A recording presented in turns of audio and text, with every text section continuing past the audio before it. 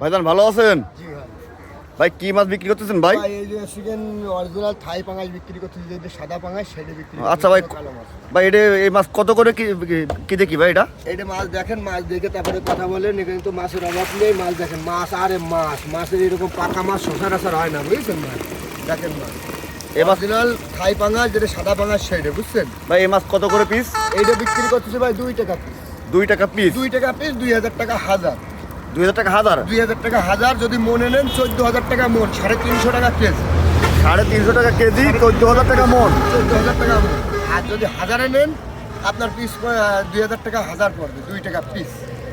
মাছ দেখেছেন কত সুন্দর মাছ একদম। ভাই এইটা যদি দেশের অন্য কোনো প্রান্ত থেকে কেউ যদি নিতে তাহলে সেই ক্ষেত্রে কি করবেন? হ্যাঁ, কোনো বিষয় না, যে কোনো ভাবে উনি গাড়ি খরচ করে, যদি উনি গাড়ি খরচ দিতে চায় তাও হবে, যদি উনি বলেন যে না আমি গাড়ি খরচ আপনারা পাঠাবেন তাও পাঠাতে পারবো, কোনো বিষয় না।